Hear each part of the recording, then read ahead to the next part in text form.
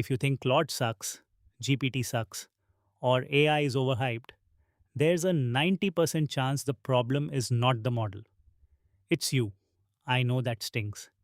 But after a viral Reddit post broke down the 12 rules separating people who get incredible results from people screaming online, I'm going to walk you through every single one.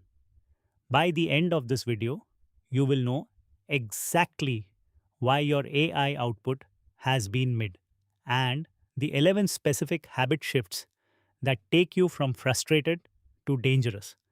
None of this is theory. All of it works today on Claude, GPT, Gemini, Codex, every model you use. Let's go. Rule 1: the fundamental misunderstanding. Most people conflate two completely different things: model intelligence, depth of knowledge, reasoning, benchmark scores, and output quality on your task, which is almost entirely determined by how well you specified it. A smarter model, given a vague prompt, does not produce better output. It produces a more confident, more elaborate version of the wrong thing because it has more capacity to construct a plausible sounding interpretation of what you might have meant. Intelligence is not mind reading. The model has zero idea what is inside your head. It is sampling from a distribution of likely completions. If your context is thin, the distribution is wide, and you get whatever the training data thinks is a reasonable default. The gap between a great AI user and a bad one is almost never the model. It is the context they provided. Garbage in, garbage out, that rule did not stop applying just because the garbage now sounds eloquent. Rule 2: you are the project owner. This single mental model shift changes everything. When you hire a senior engineer, you don't hand them a napkin sketch and expect a production system. You show up with requirements, constraints, acceptance criteria, and a real understanding of what you're trying to build. The engineer's job is to execute with skill. Your job is to specify with clarity. AI works the exact same way. The model is the skilled executor. You are the project owner. If you don't know your own requirements, the model will invent them. And they will not be yours. 3 things to internalize. 1. Know what you want before you open the chat window. 2. If you don't know, ask the AI to help you plan explicitly. The prompt, "Help me plan this," is one of the most powerful prompts in existence. 3. Never get mad at the AI for not guessing correctly. That is your gap, not its gap. Rule 3: how to write prompts that actually work. Be long, be specific, be sensible. Long prompts are not bad prompts. A well structured, detailed prompt almost always crushes a short, vague one. The model rewards context. Give it context. But long and rambling is worse than short and clear. You want long, structured, and specific. Every real prompt should include 5 things. 1. The deliverable. Not make an app, but make a Python Flask app with a login page, a dashboard, and a SQLite backend. 2. The constraints. Don't refactor existing functions. Keep it under 200 lines. Must work on Python 3.10. 3. The workflow. Plan before coding. Work file by file. Confirm with me before moving on. 4. The format. Markdown, docs, JSON. Save as file name. 5. What already works, especially on iterations. The login page is solid. The issue is in the session handler. 5 elements. Every time. This alone separates beginners from professionals. Rule 4. The verification loop. This is the single biggest hallucination drop available to you, and almost nobody uses it. The pattern is dead simple. After the model produces something, make it verify what it produced. For code, tell it to run the file. Check imports, catch syntax errors. Write and run a quick test on the function it just wrote. For documents, tell it to word count the file. Grep for key information. It was supposed to include. Rate back a summary. For multi file projects, tell it to list the project folder. Confirm each file exists before moving to the next. Why this works? It forces a feedback loop that catches drift, hallucinated content, and silent failures before they compound. Without it, errors in step 2 propagate into steps 3, 4, and 5. And by the time you notice you're debugging something that was broken from the start. The model is not cheating when it self verifies. It's doing what every competent developer does. You're just explicitly asking for it. Rule 5: Folder structure and versioning. For any multi file project, non negotiable. Start every project with this exact prompt. Quote, please create a folder called My Project in your Linux container. We'll work out of that folder for everything. End quote. This externalizes the model's working memory into the file system. Instead of reconstructing project state from context, the model can list the directory and see exactly where it is. For large projects, this is enormous. Then version everything.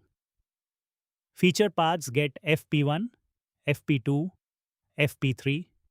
Bug patches get P1, P2, P3. Major versions get V1, V2. Tell the model when you create or update files, version them so we can track iterations. Keep old versions. Don't overwrite. The model has zero persistent memory between sessions. Versioned files are the artifact it can actually inspect. You can ask it to diff FP3 against FP2 and see exactly what changed. And one more thing, never tell the model be efficient or save tokens. That triggers compressed skipped step outputs. Say instead, your tokens are limited, so make each one count. Take the time you need to do this right. Same constraint, completely different output distribution. Rule 6: Positive versus negative reinforcement. This is anecdotal, but consistent across heavy users. So take it seriously. Claude and Kimi respond significantly better to patient positive framing. Harsh correction produces hedged, defensive, over explained outputs. The model is not feeling bad. The context is signaling caution, and the output reflects that. ChatGPT appears to respond to pressure with sharper effort. Different tuning, different defaults. So, in practice, stop saying this is wrong, fix it. Say instead, the login flow works great. The issue is specifically in the session handler. Everything else is solid.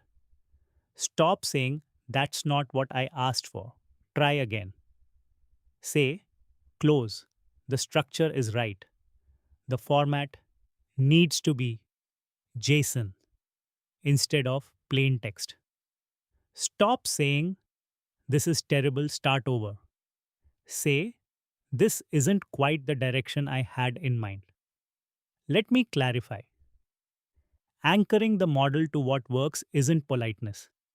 It narrows the search space for the fix. The model knows the working surface area, so it makes targeted changes instead of second guessing everything you wrote. Rule 7: Output format is your job, not the model's. The model has zero idea where your output is going.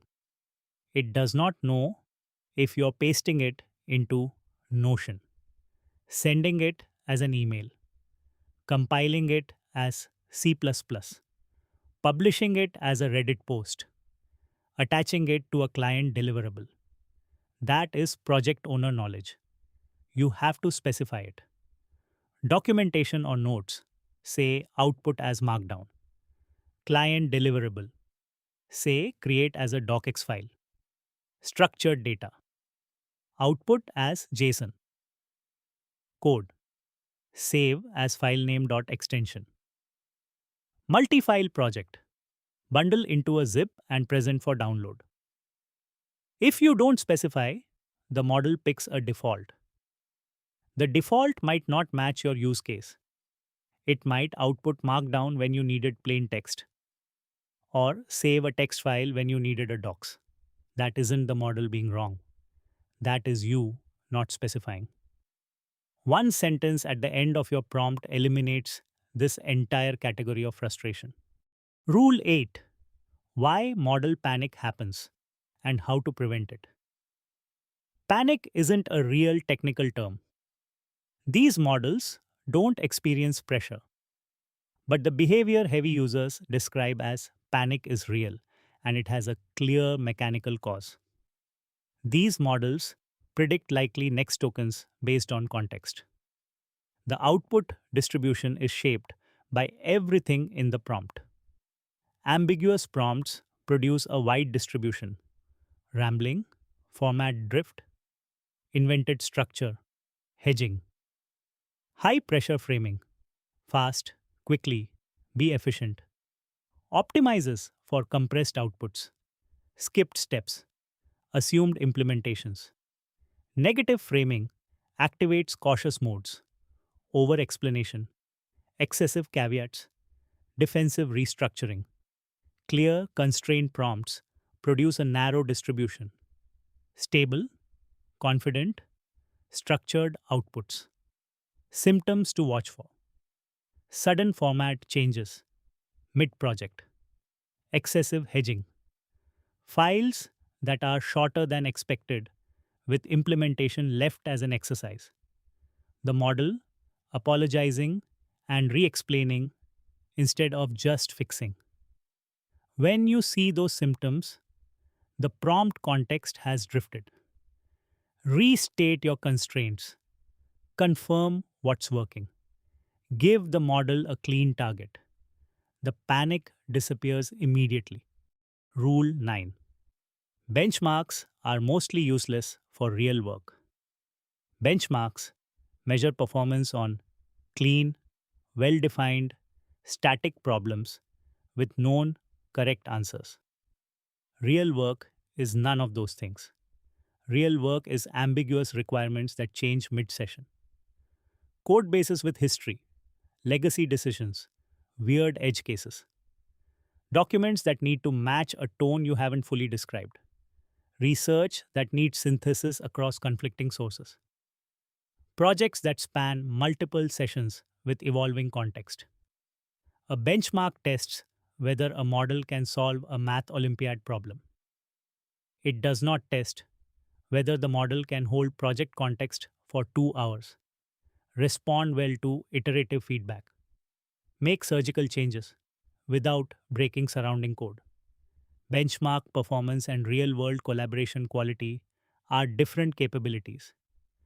A model that tops every leaderboard can still be painful to actually work with. A model that scores more modestly might be exceptional for your specific workflow. Use benchmarks as a rough filter. Trust your own hands on experience. Rule 10: Model personalities. Pick the right tool.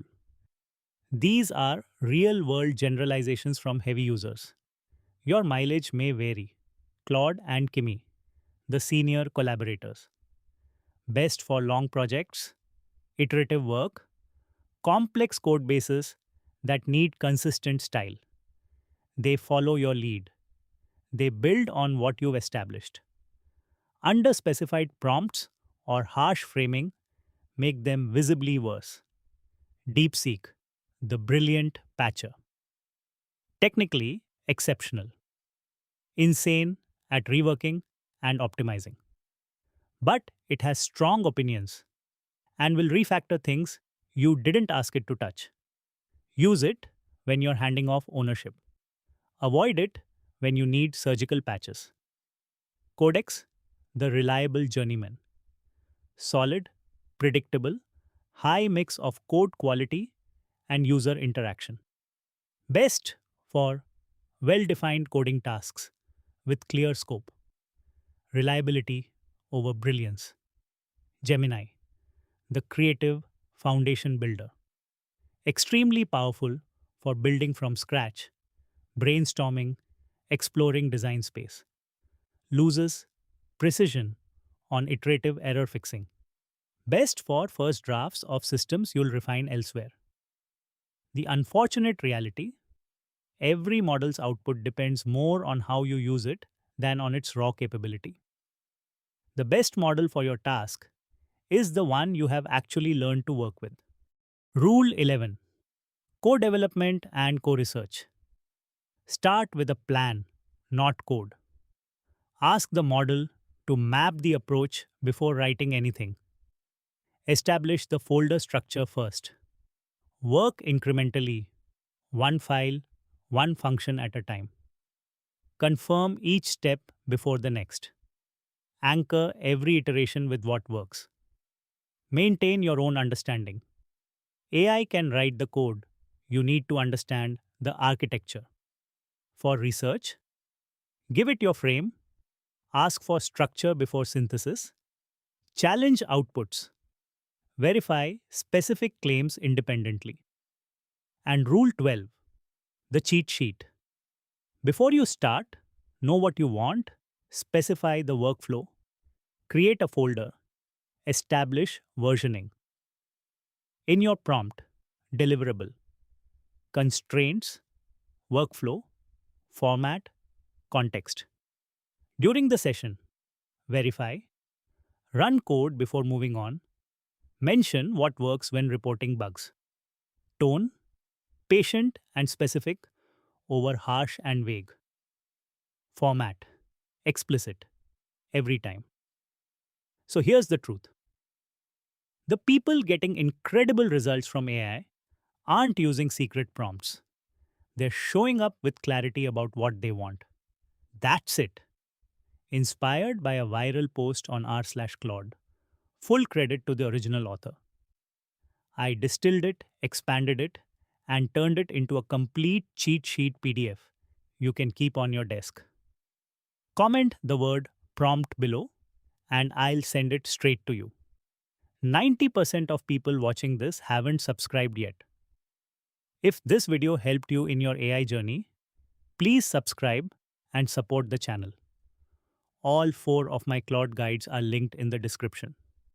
The next video is already coming. Don't miss it.